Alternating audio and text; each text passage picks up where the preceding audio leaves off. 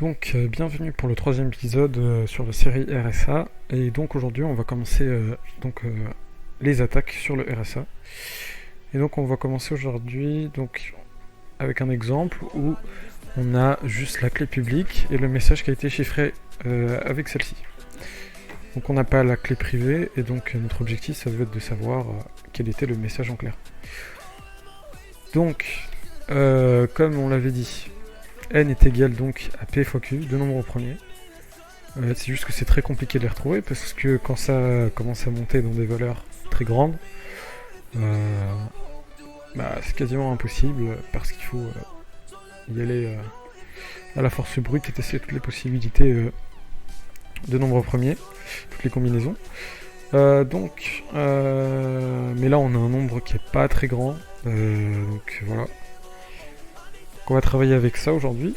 Et donc, qu'allons-nous faire? On va chercher déjà à factoriser n pour trouver les deux nombres premiers, donc p et q. Et donc après ça, on pourra déchiffrer sans problème le message. Donc, on va utiliser une fonction du module SymPy en Python. Donc, il faudra l'installer. Donc, pip install SymPy. Et on va utiliser donc la fonction factorInt. Donc on va print factor integer, hop, et donc on va factoriser n, voilà.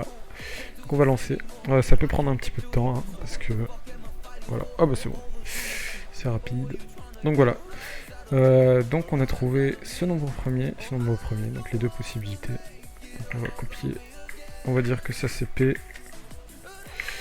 et que ça c'est q. Ok. Et donc on n'a plus besoin de ça maintenant. Et pour vérifier, donc on va juste print p fois q. Donc on peut bien voir que ça finit donc par 31, 89. Donc c'est bien n qu'on a retrouvé. Ok, donc on a p et q. Maintenant, qu'est-ce qu'on a besoin? Donc on a besoin de phi. Donc phi p-1. Facteur de q-1. Donc maintenant on va avoir besoin de d, donc d égale inverse de phi, et donc là on va print le message. Donc m est égal po.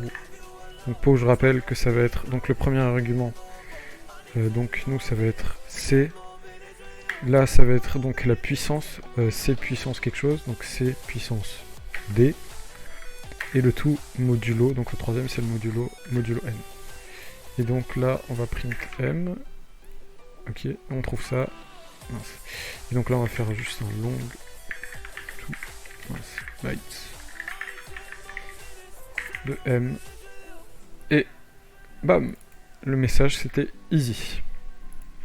Donc voilà, donc j'espère que pour une première attaque vous avez bien compris ce qu'il fallait faire. Donc je conseille de bien tester, de comprendre vraiment qu'est-ce qui fait le programme,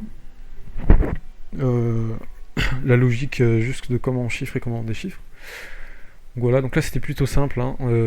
Quasiment jamais on tombe sur des valeurs aussi petites. Donc ça va toujours être entre du 512 bits, 1024, 2048, des grosses valeurs quoi. Donc voilà, par contre, donc plus tard on verra des attaques qui permettent qui rendent plutôt une façon de générer des nombres premiers, ou une mauvaise configuration qui rend vulnérable n, et qui permet de déchiffrer, de le factoriser rapidement. Donc voilà, donc on verra ça dans des prochains épisodes. Sur ce, je vous souhaite une bonne journée. Salut!